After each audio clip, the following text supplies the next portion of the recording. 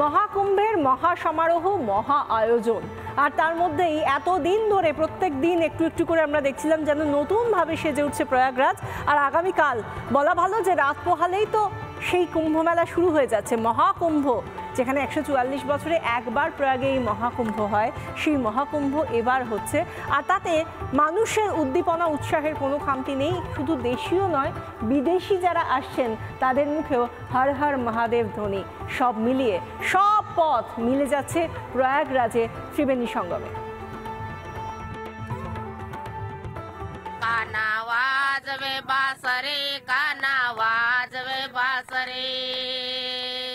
गोपाल कृष्ण भगवान की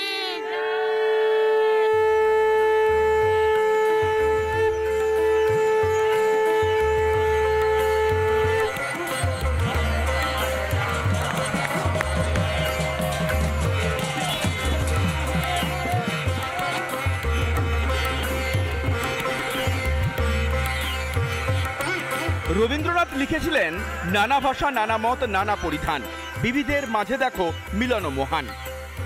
বিশ্বকবির লেখনীর প্রতিফলন প্রয়াগরাজে। মহাকুম্ভে শুরু একতার মহাযজ্ঞ। খোদ প্রধানমন্ত্রী মোদী দেশবাসীকে মহাকুম্ভে আসার আবেদন জানিয়েছিলেন। মোদীর কথাতে সায় দিয়ে কাতারে কাতারে মানুষের ভিড় প্রয়াগরাজে। प्रयागराज में महाकुंभ शुरू हो रहा है। ये मौका लाइफ में बार बार नहीं मिलता।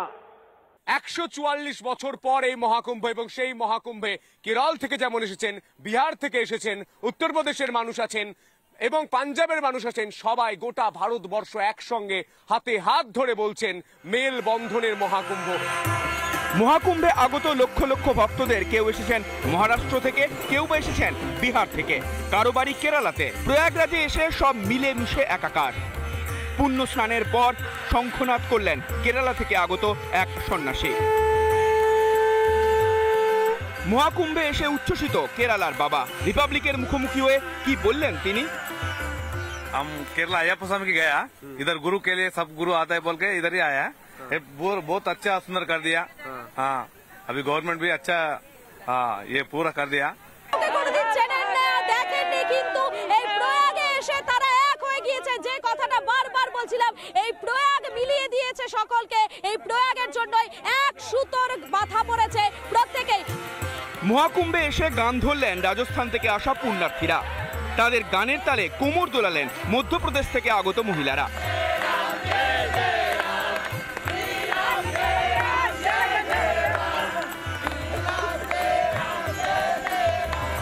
প্রয়াগ নগরীতে দেখা মিলল বাঙালি ভক্তদেরও। আমরা যাদবপুর থেকে কলকাতা যাদবপুরে আছি, ভীষণ ভালো লাগছে, খুব আনন্দ লাগছে। এখানে সবাইকে দেখে আরো আনন্দ লাগছে। 13 জানুয়ারি থেকে শুরু হবে এই মহাকুম্ভ মেলা, চলবে আগামী 26শে ফেব্রুয়ারি পর্যন্ত।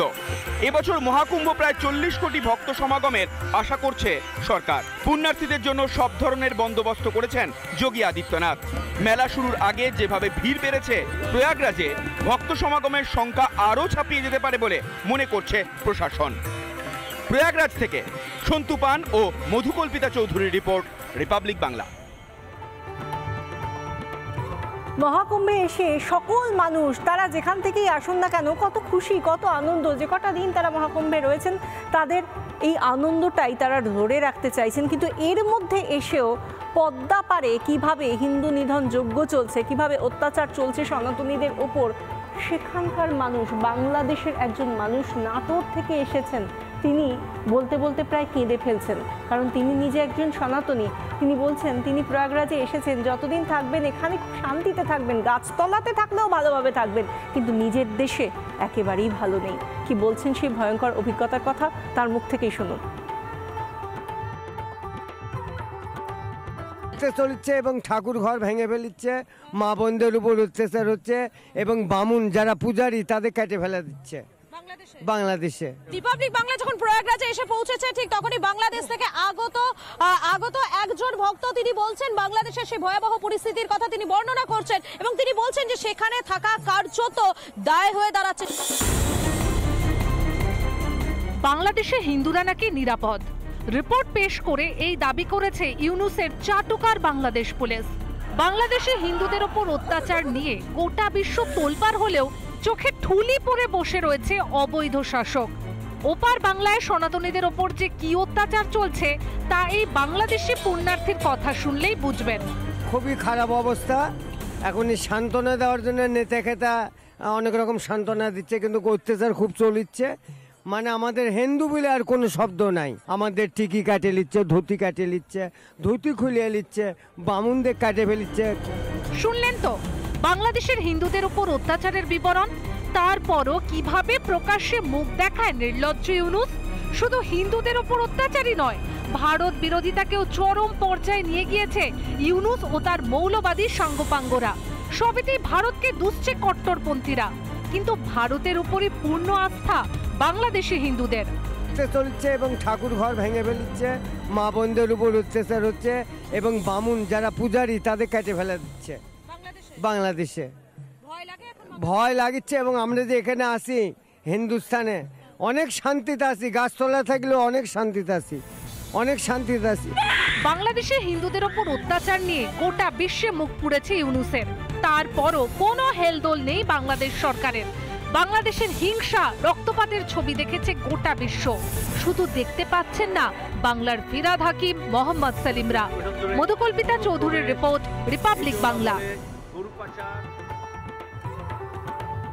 যেখানে এই মহাকুম্ভে এত মানুষ আসছেন দেশের বিদেশের, দেশের নানা কোনায় কোনায় যারা ভক্ত তারা আসছেন মহাকুম্ভে সামিল হওয়ার জন্য, সেই জায়গা থেকে নিরাপত্তার উপর কোনো রকম খামতি নিরাপত্তায় রাখতে চাইছে না যোগী প্রশাসন।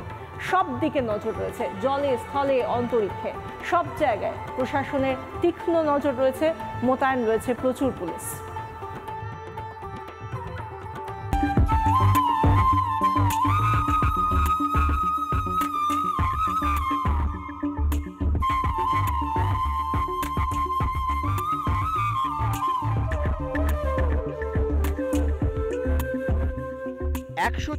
বছর পর ঐতিহাসিক মহাকুম্ভ। সপ্তম শতক থেকে ভারতের এই ধর্মীয় মহোৎসব। একসময় এই মহোৎসবে যোগ দিয়েছিলেন খোদ হিউয়েনসাং। পুণ্য অর্জনে দূর দূরান্ত থেকে ভিড় ভক্তদের। সোমবার ভোর থেকেই শুরু পুণ্যার্থীদের পুণ্যডুব। নানা ধরনের কন্টেন্ট দেখার জন্য লাইক করুন, শেয়ার করুন আমাদের ফেসবুক পেজ, সাবস্ক্রাইব করুন আমাদের ইউটিউব চ্যানেল। পাশাপাশি অন্যান্য ব্রেকিং নিউজের জন্য অবশ্যই চোখ রাখুন রিপাবলিক বাংলায়।